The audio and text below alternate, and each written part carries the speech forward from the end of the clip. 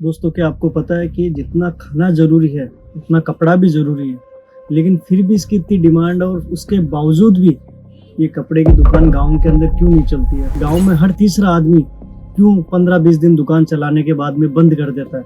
तो दोस्तों, आज इसी बारे में अपन बात करेंगे कि गाँव में हर तीसरा आदमी दुकान जल्दी क्यों बंद कर देता है और सिटी वाला आदमी क्यों सक्सेस होता है। इसका एक 3 मुख्य कारण मैं बताऊंगा। एक आदमी मेरे को मिला, वो बोला कि भैया मेरा तो 15-20 साल से चल रहा है और मैं काम कर रहा हूँ। तो उसकी एक बात मुझे बहुत ज़्यादा पसंद आई। उसने क्या बोला?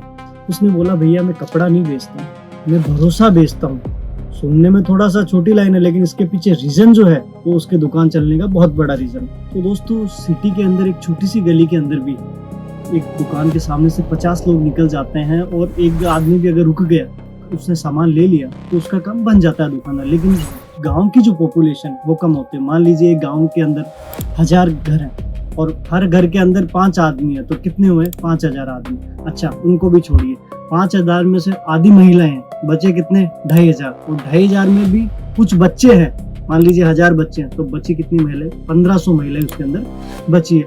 अब वो लोग, गाँव के लोग, कब कपड़ा लेते हैं?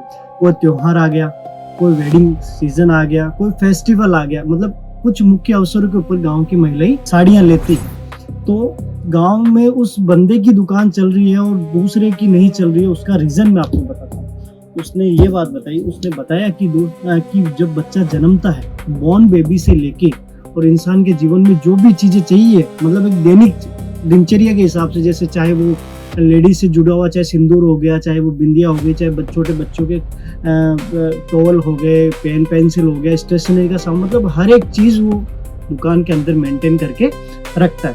तो जब भी बच्चा जन्मता है तो सबसे पहले किस दुकान पर जाते हैं? उस दुकान के ऊपर जहाँ वो चीज़ मिल रही है। तो महिला जाती है तो वहाँ पे आप साड़ी का कलेक्शन जो लगा हुआ है उसको वो देखती है। फिर मान लीजिए बच्चा स्कूल जाता है, उसको पेन चाहिए, पेपर चाहिए, पेंसिल चाहिए, रबड़ चाहिए, शॉर्पनर चाहिए, उसको वो सब चीज़ें लेने के लिए उस दुकान पे। और बार बार जब ऐसा होता है, गांव की महिलाएं जब बार बार वहां पे जाती है दुकान के ऊपर, तो वो साड़ियां लगी हुई देखती है। तो जब एक अवसर आता है, शादियां जब आती है, लगन जब आता है, कोई त्योहार आता है ना, तो वो कहाँ जाती है? वो उसी दुकान के ऊपर जाएगी। दोस्तों, क्यों जाएगी? क्योंकि वो वहां पे, मतलब दिन में उसको एक बार वहां पे जाना है, तो वो साड़ियों के कलेक्शन वहां पे वो देखेगी।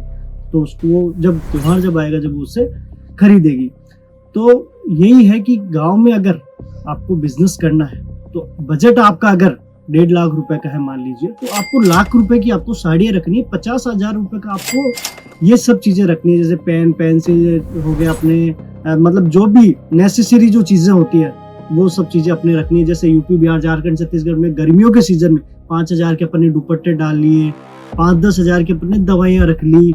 गांव का मैं स्पेशली मैं आपको ये चीज बता रहा हूँ कि गांव में दुकान चलने का मेन पर्पस इन सब चीजों से जुड़ा हुआ रहता है। मान लीजिए किसी का बच्चा अगर रात को बीमार हो गया और उसको अगर टैबलेट चाहिए और आपकी दुकान पे वो आता है और उसने वो टैबलेट वो ले ली और उसका बच्चे को फर्क पड़ा या कुछ भी हुआ, तो वो आपका दोस्तों उम्र भर का वो आपका कस्टमर बन चुका है। तो एक क्या होता है, उससे आपका एक रिश्ता बन गया है। और जिस भी व्यापार के अंदर अगर रिश्ता बन जाता है दोस्तों, तो फिर वो उम्र भर का बन जाता है। वो फिर उस चीज़ को नहीं देखता कि यहाँ पे 5 पैसा मेरे को ज़्यादा लग रहा है, इसका क्वालिटी है या नहीं है।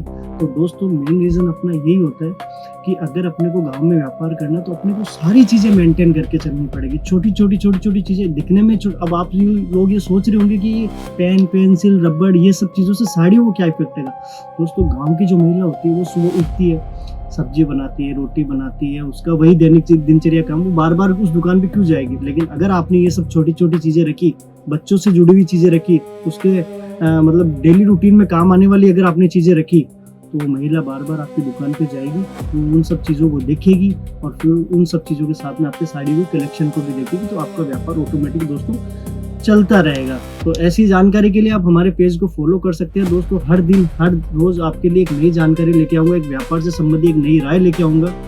इसी तरह अपना प्यार बना के रखिए। बहुत बहुत धन्यवाद।